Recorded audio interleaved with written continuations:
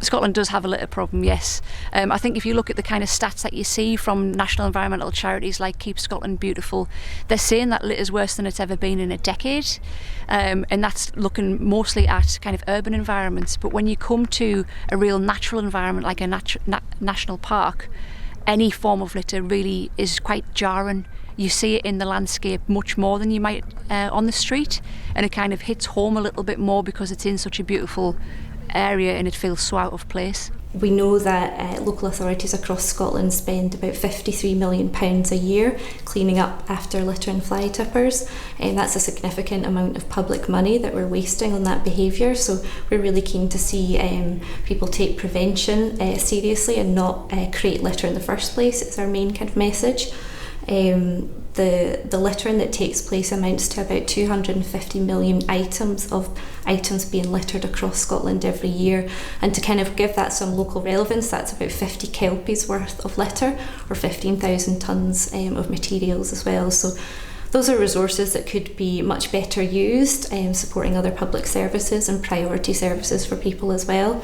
But the impact of that goes beyond just the financial side of things. So we've all seen the heartbreaking images of litter and the consequences when that litter reaches our oceans, and kind of damage to marine wildlife, also wildlife on land as well.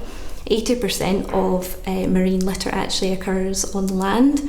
So people need to make that connection between what happens in land and then those impacts further down the chain as well.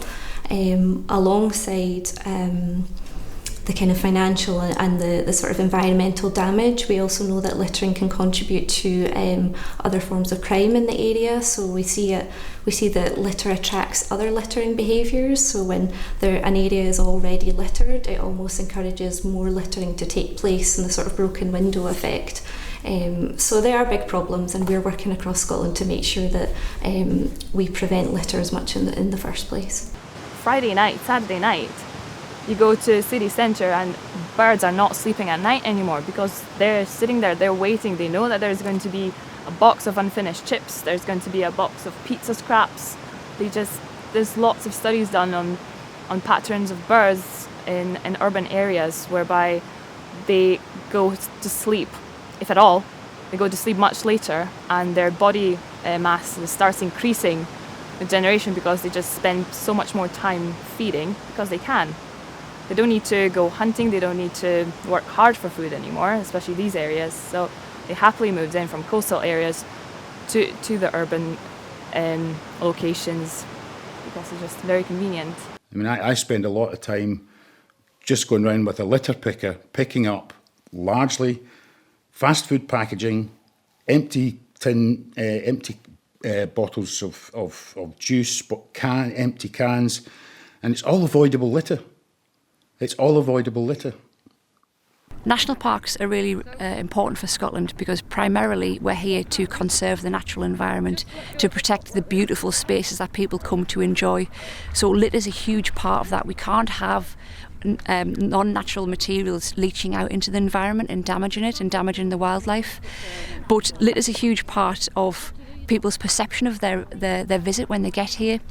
So one of the joys of the Loch Lomond and Trossachs National Park particularly is that it's so accessible to so many people within Scotland. It's within an hour's drive of two of the major cities in Scotland. So when people come here, we want them to have a real positive experience, to really feel like they connect with the environment and want to look after it and conserve it with us. And when they see litter on beaches or on loch shores or on the roadside, it kind of damages the perception that they have, and it can maybe damage their experience and their relationship with the environment, which is something the national parks really work hard to improve. I've just had a family visiting from Australia, and one of the first things they said after walking about for about 4 hours in Glasgow was they couldn't believe the amount of litter that there was in the streets. And I think when you go away and come back to Glasgow, you actually really notice it. One of the things is they should come out and keep it clean. And another thing is, if the area is dirty, nobody wants to live in the area. If the area has a bad reputation, what will happen is, it will have a negative effect on the house pricing and all that. You know, we were brought up, we went to school in the 60s and 70s, and we were brought up with campaigns like Keep Scotland Tidy, Keep Britain Tidy, all this stuff. So I've always been aware that you just don't drop litter. I think for me, it's become more of an issue, to be quite honest, since we moved to Pollokshields. That's where I became more aware of it. I walk down to the underground at least 2-3 times a week. And the walk down along Shields Road is disgusting. There's litter blown away.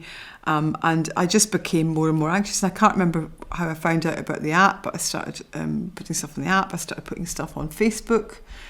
I set up a Facebook page.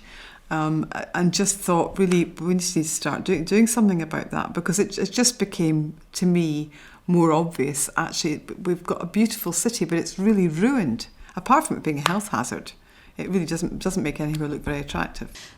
So it's changing sometimes the pH of the water, increase acidity, which means that invertebrates and fly larvae, which is the basis of the biodiversity for the river, won't reproduce in the way that they should, and starts to change the types of species that are in and around the river, as well as fish swallowing that plastic waste and litter, as well as public enjoyment of that area. Obviously, people don't want to come to an area that looks dirty and unclean. They want to come and see nature as the way it's meant to be. I really don't think that litter has impacted the number of tourists, to be honest, but I think it does impact. And one of the really rewarding things, I think, is the amount of comments that we get. Now, while a lot of people might see that as negative, I see that as people understanding the problem and wanting to see change and wanting to be part of the solution.